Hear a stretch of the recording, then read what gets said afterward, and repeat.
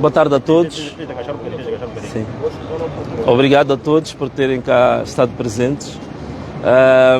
Nós solicitamos aqui a imprensa que era para dar a conhecer a submissão do anteprojeto da revisão pontual da Constituição da República relativamente à questão da bandeira nacional. E como vocês estão conscientes, nós promovemos praticamente nos últimos 10 meses uma auscultação muito aprofundada sobre a questão de um dos símbolos nacionais, que é a bandeira nacional. E tivemos uma semana do inquérito que nós promovemos nas redes sociais e que tivemos como resultado 78 mil votos e cerca de 137 mil comentários que estão a ser estudados de diversos estratos da população relativamente às cerca de 5 mil bandeiras que foram propostas de diversos designers nacionais e estrangeiros, incluindo designers na diáspora. Destas 5 mil bandeiras foram selecionadas dentro dos 14 critérios básicos, 144 bandeiras, e das 144 bandeiras chegaram à final 3 bandeiras, das quais uma delas eu anunciei muito recentemente numa live, a bandeira vencedora, e que o vencedor vai granjear o prémio já anunciado de cerca de 5 mil dólares, 300 mil meticais.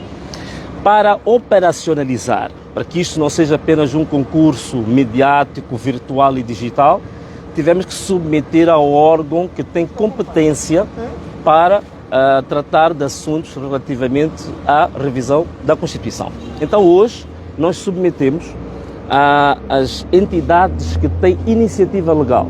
Quais são? As bancadas parlamentares, com conhecimento naturalmente da Presidente da Assembleia da República e da Primeira Comissão e Terceira Comissões, que são comissões especializadas na matéria que a gente faz a proposta. Então era esta questão que nós queríamos apresentar aos jornalistas, mas antes de mais, eu queria dizer que este documento estará disponível à população, porque é um documento que traz várias matérias que vão não só ser informativas, mas também vão ser formativas e didáticas. Por quê?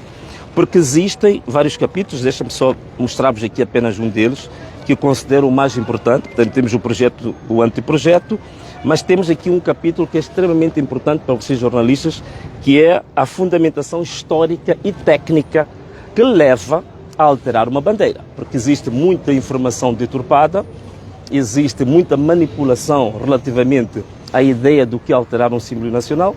E aqui nós temos fundamentos técnicos muito aprofundados e serão muito bons para os estudantes, jornalistas, pesquisadores e a população no geral, para se esclarecer o que representa, qual é que é a dimensão, qual é que é a envergadura de apresentar uma proposta de alteração de um símbolo nacional. Portanto, sim, era isto que eu queria dar-vos a conhecer e agradecer a vossa presença. Obrigado. Que simbolismo é que tem tirar a Kalashnikov desde logo da bandeira? Naturalmente, olha, nós aqui na bandeira, na nossa fundamentação, nós apresentamos razões genéricas no mundo que levam à alteração da bandeira. Uma delas tem a ver com um passado tenebroso na história de cada um dos países. E temos exemplos concretos em África, de países que já tinham elementos bélicos na sua bandeira e que até fizeram uma norma específica que regularam que os símbolos nacionais não devem ter mais elementos militarizados. Estou a falar do Quênia, estou a falar do Uganda, que eles têm uma lei específica que regula e impõe que não pode haver elementos militarizados nos símbolos nacionais. Mas não é só.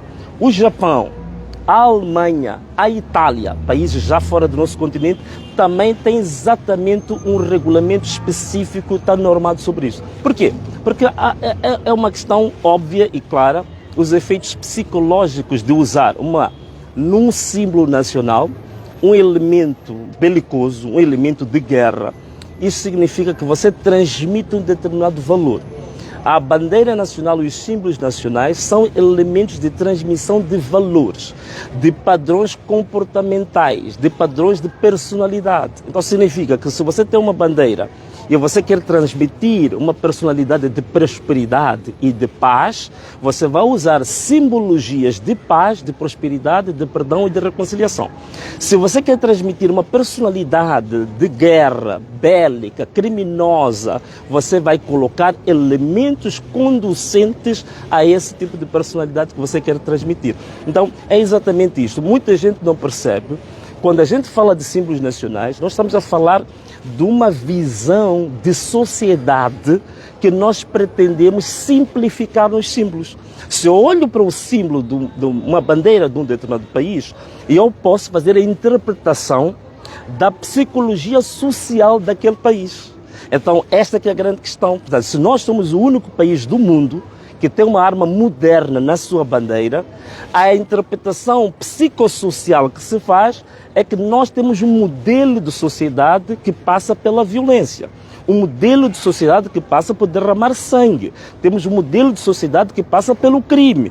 Talvez seja por estas razões que Moçambique agora está com índices vertiginosos de raptos, de sequestros, tráfico de mulheres, prostituição infantil, tráfico de órgãos e crimes hediondos que chocam todo mundo o nível de criminalidade que nós temos em Moçambique. Então, muito provavelmente, mas isso vamos deixar para os psicólogos, sociólogos fazerem, é verdade que nós neste documento também temos muitos elementos psicológicos que motivam a alteração da bandeira, portanto podem estudar isso, mas em termos muito sintéticos, respondendo diretamente à sua pergunta, é a arma tanto na bandeira, mas também não está só na bandeira, está também no emblema do país, de Moçambique. Neste momento nós não tocamos no emblema, não tocamos no hino nacional, tocamos apenas num dos símbolos, mas que realmente toda a sociedade deve refletir. Mas quero, se me permitir, acrescentar uma coisa. Não é só um problema meramente político. Nós vimos determinadas pessoas a fazerem comentários que estamos à procura de protagonismo político, estamos à procura de estar na ribalta, queremos aparecer... Não, não é só isso. É que a Constituição da República, ela impõe como dever das instituições e dos cidadãos contribuir com todas as suas energias, com todas as suas capacidades para manter um ambiente de ordem, de cultura cívica, política, de reconciliação e de bom convívio.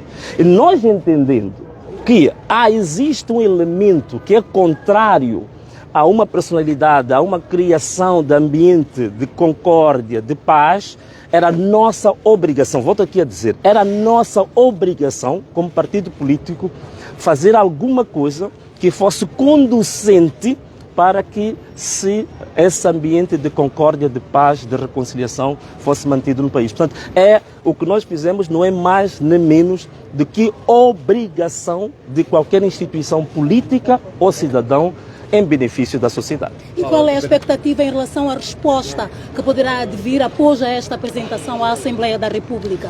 Olha, nós estamos realmente muito otimistas. Como vocês sabem, a nossa Constituição da República e também o regimento da Assembleia da República limita ou restringe as entidades que têm iniciativa de lei. Então, foi a essas entidades que nós estamos a recorrer, como se fossem nossos mandatários, para que essa proposta chegue ao plenário da Assembleia da República.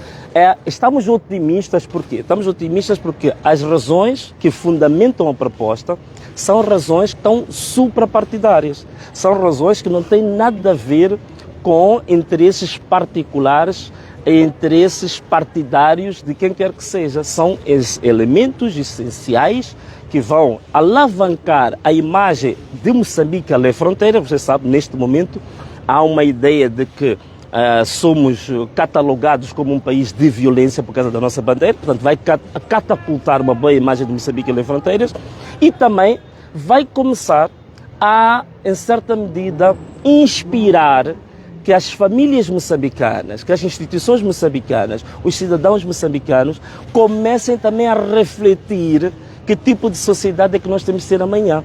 Portanto, este símbolo, essa nova bandeira que nós apresentamos, que na verdade o vencedor, vou aqui mostrar-vos, o vencedor não se distanciou tanto de alguns elementos da bandeira anterior. Na verdade, conforme vocês veem, é uma bandeira que traz elementos muito interessantes. Portanto, se formos a ver, ela tem aqui centralizado neste triângulo, tu tens aqui o livro, e há quem perguntou, mas por que tiraram a enxada, por que tiraram a arma? A arma já expliquei por que tiramos. A enxada por uma razão muito simples, é que a enxada hoje em dia, nos tempos modernos, a visão da política agrária já não passa pela enxada. Hoje, a tecnologia agrária é muito avançada. Se nós estamos a falar de alimentar uma nação, a ideia hoje tem que passar pelas tecnologias aplicadas à política agrária do país. Se você tem conhecimento, se você tem um livro, significa que você tem acesso hoje à tecnologia mais adequada para uma agricultura para os tempos modernos. É por isso que nós tiramos a enxada, que é uma enxada de cabo curto, que representa uma agricultura primitiva, representa uma agricultura do tempo medieval. Então significa que era preciso também, em certa medida, projetar que hoje em dia a agricultura, a indústria, o turismo e vários setores centrais de um país, eles baseiam-se muito na capacidade de inovação, de conhecimento e da sabedoria, da ciência desse mesmo país. Então nós centralizamos no conhecimento científico, na formação técnico-profissional, portanto, em dar habilidades técnicas e científicas aos moçambicanos para resolver os problemas da agricultura, da indústria, do turismo e de tantas outras áreas. Portanto, era isso. Mas depois vão ler, a fundamentação é fantástica, que o vencedor da bandeira colocou aqui, e acho que vão ter acesso. A revisão pontual da Constituição para dar lugar a esta situação da bandeira não poderá comprometer, portanto, a questão do diálogo nacional inclusive, já que há uma previsão. Sim, uma bela pergunta. Uma bela pergunta, é muito pertinente. O que acontece é o seguinte: a COTE estabeleceu determinados termos de referência que vão ao diálogo. Nos termos de referência da COTE para o diálogo não tinham absolutamente nenhum ponto relativo aos símbolos nacionais. Então significa que a nossa proposta, primeiro, não está em conflito com a COTE, porque não foi de forma nenhuma sobrepor-se aos termos de referência da COTE, é uma matéria totalmente independente, autônoma, mas que no fundo, se a Assembleia da República, os partidos que têm assento parlamentar estiverem de acordo com ela, naturalmente, quando se for a fazer a revisão da Constituição, pode ser uma matéria acrescida para que a gente não tenha revisões cíclicas e múltiplas da Constituição. Então, não entra em conflito com o diálogo, é uma matéria diversa, autônoma e totalmente independente. Caso a proposta não seja aceita, qual será o próximo passo a ser dado pelo partido Anamola? Ou pelo menos seja dificultada a aceitação da mesma bandeira? Não, os outros passos são estratégicos, né? Mas posso dizer em linhas gerais que o papel que cabia ao partido Anamola, que cabia aos membros do partido Anamola, era exatamente fazer aquilo que a lei nos permite, que é fazer a proposta. Como tu sabes, a discussão sobre os símbolos nacionais é muito antiga, não é de hoje. Ainda partilhamos na nossa última live um anúncio de recolha de propostas para discutir os símbolos nacionais pela Assembleia da República em 2005. Significa que há 20 anos que esta casa foi convidada a discutir a questão dos símbolos nacionais. A diferença que existe aqui é que a maior parte das pessoas que debatem essas matérias debatem no café, debatem nas ruas, murmuram, fazem inúmeros debates, mas nunca ninguém se predispôs a dar o chamado impulso. Qual é o impulso? É fazer uma consulta pública, uma auscultação totalmente democrática, como vocês viram, e depois recolher elementos dessa auscultação e sintetizar aquilo que é a vontade popular. Sintetizando a vontade popular, depois transcrevê-la numa proposta em concreto como anteprojeto que nós submetemos. Esta é a grande diferença da Anamola e os outros partidos, as outras sensibilidades. É que há muito debate difuso, fragmentado, mas era preciso fazer uma coisa sistematizada, estudada, investigada e auscultada o povo de forma democrática. Como você sabe, a bandeira atual que nós temos, que na verdade foi estabelecida em 1983, mas que não tem diferenças com a bandeira de 1975, foi decidida na ilha de Inhaca. E quem decidiu foi um grupo minoritário e foi um grupo partidário. Aquilo que um amigo meu da Angola gosta de dizer, foi uma decisão partidocrata. Não foi uma decisão democrática que vem de um escrutínio público. Portanto, significa que a própria bandeira que nós temos hoje é uma bandeira resultante de um processo de exclusão política, de exclusão social, de um processo profundamente antidemocrático. E mais grave ainda, esse era antidemocrático, mas proveniente de uma visão univolar sobre o país, porque foi um partido político no seio da imensidão de outros partidos que decidiu para todos os moçambicanos. Então, de fato, nós achamos que era importante também contribuir para uma visão mais democrática, de um método um pouco mais de escrutínio aberto e entender que as pessoas têm o direito de expressar a sua própria vontade e nós temos que respeitar como políticos, como jornalistas, como pessoas que somos chamados opinion makers, nós temos que ouvir e acatar a vontade do povo. Sim. Então, essa bandeira, na verdade, ela é o resultado exatamente da vontade popular. Deixa eu ver como é que a gente faz isto. Isto é assim, acho que é assim, tá certo. Então, para quem puder tirar uma fotografia... Há quem desconfie que essa substituição tem que virar? Por um livro seja essencialmente uma espécie de um atropelo à laicidade do Estado, porque o livro é muitas vezes conotado... Não, acho que é o contrário, querida. O livro é muitas vezes conotado como uma Bíblia, então há quem desconfie que a substituição da Enxada de Cabo Curto por um livro, este livro possa ter uma conotação de cunho religioso, apontando exatamente como uma Bíblia. Não, a palavra Bíblia é uma palavra grega que quer dizer livros.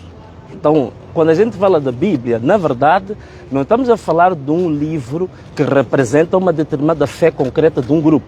Estamos a falar de uma multiplicidade de livros que foram congregados numa coletânea.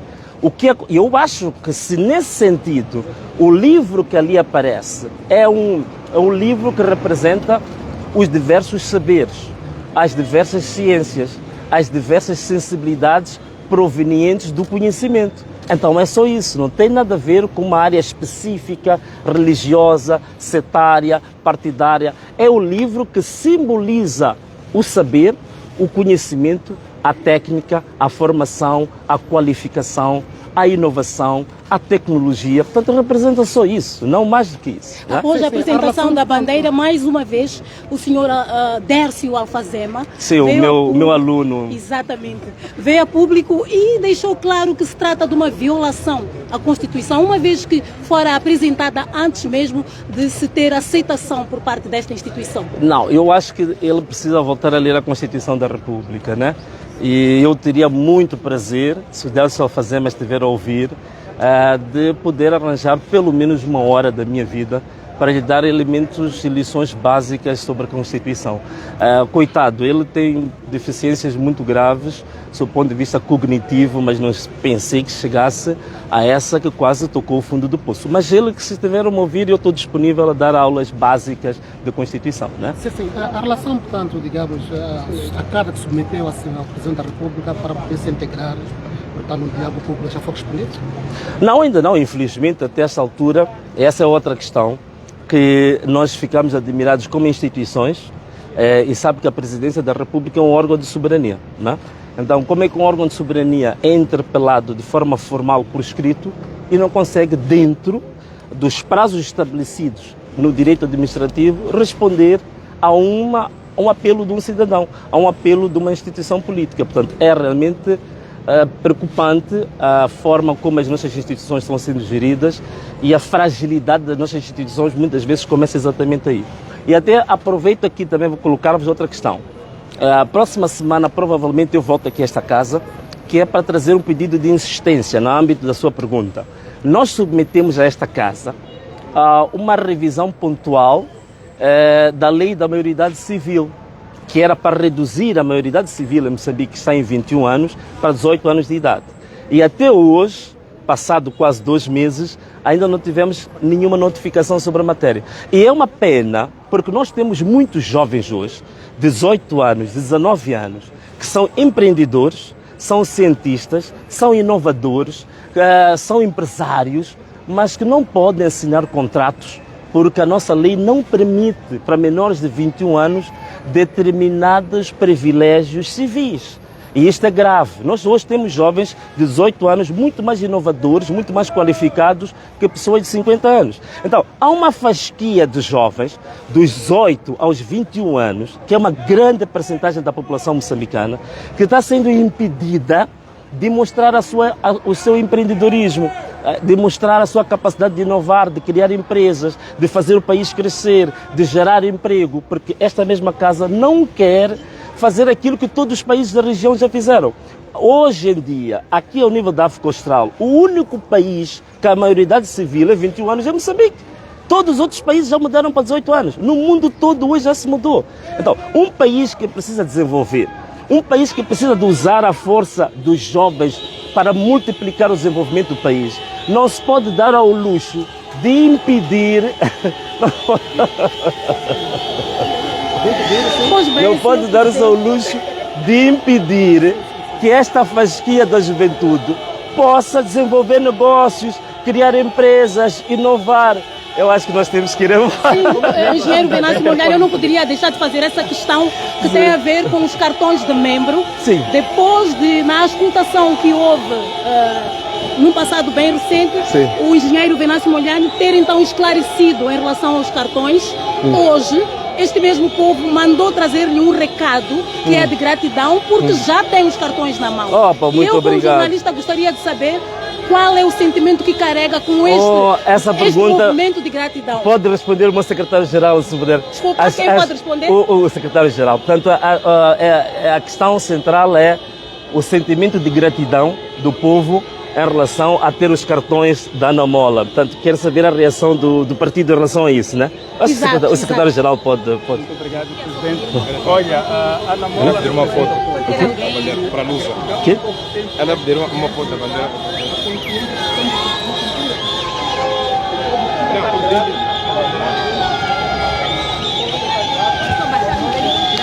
A fazer chegar o seu cartão. O povo precisa sentir-se grato quando conseguimos realizar eleições que são representativas e democráticas. O povo precisa sentir-se grato quando a Anamola dá qualquer passo que é, de certa forma, resposta àquilo que é um anseio do povo.